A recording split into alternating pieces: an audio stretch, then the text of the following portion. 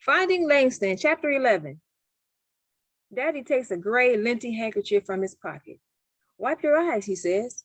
I wipe, but tears keep coming. We sit quiet, looking everywhere but at each other. Finally, I say, I want to go back to Alabama. Can't do that, son, Daddy says. Our home is here now. This ain't my home, I say before thinking. Daddy doesn't stand for any back talk, but he sits quiet. Langston, Daddy sighs. This is our chance for something better. Alabama was my home too. But after your mama passed, Daddy looks like he's choking, then starts again. After your mama passed, I knew I couldn't stay. For me, Alabama is her and us. Without her, ain't nothing left here for me. Fast as they started, my tears stopped. And I can finally look up at Daddy. I hand him back his handkerchief, and he dabs at his eyes hard. Every year, me and your mama worked. Seemed like we fell deeper in debt to Mr. Clanton. Getting out was the only way to get ahead. Me and your mama heard a lot of folks talk about up north. A man can provide for his family without always scraping and bound. Your mama wanted to come north something bad. She didn't want you working the plot. We were just waiting for the right time, I guess. Then it was too late.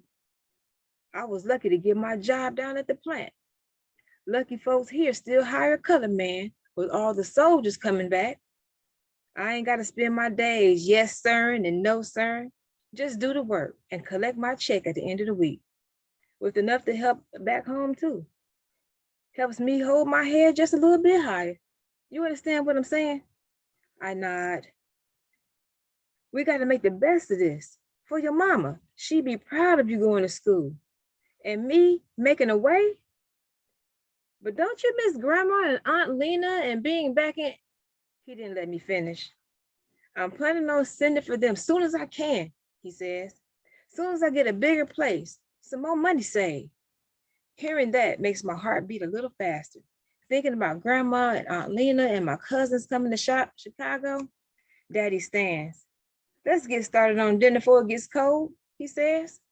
But I ain't got no appetite. Thinking about Lyman and tomorrow. I hear you had some trouble at school today. Big mouth, Miss Fulton. Wasn't nothing really, I say, pretending to eat. Just horsing around, and I slipped. You know, lying is a sin, Daddy says. Yes, sir. Go on, tell me what happened. Daddy reaches for more chicken. I take a deep breath. There's a boy, Lyman. He's real mean. Calls me a country boy. Country boy. Daddy laughs with his mouth full. I don't see why that's funny. Lyman and his friends. Friends? Yeah, Errol and Clem. They always on me too. They say my overalls is country and the way I talk. Today he punched me when I told him to leave me alone. Daddy looks like he's doing some serious thinking. He says tomorrow he gonna finish what he started. Again from Daddy. What you do when he hit you? He asks. Kept walking, I say. Daddy's asking more questions than giving answers. So I ask, what you think I should do? Bible says turn the other cheek, Daddy says. I knew that was coming, but I just nod like it's the first time I heard it.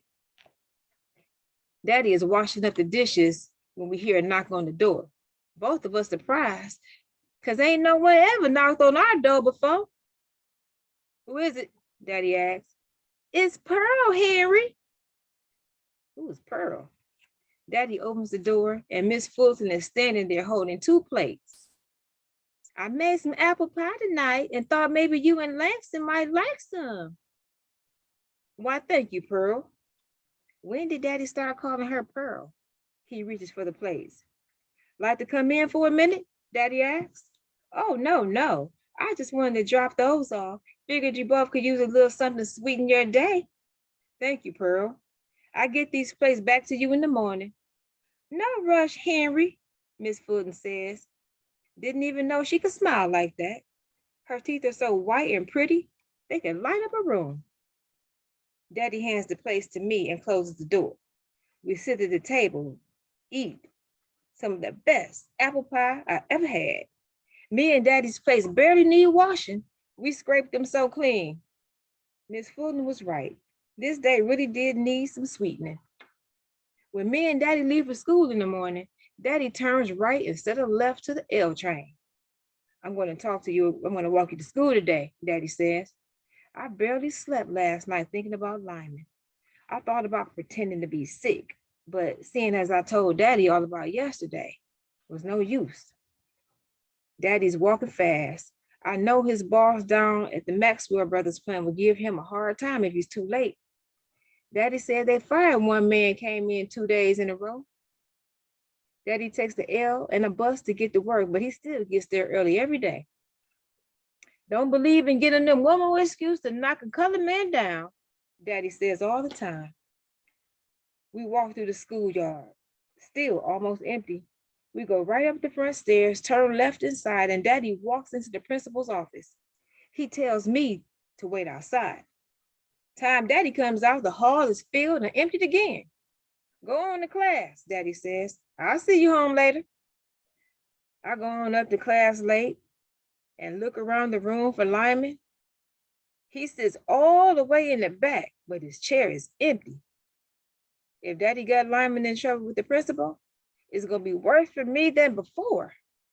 I sit at my desk and look like I'm listening to Miss Robbins go on and on, just counting the minutes till 3 o'clock.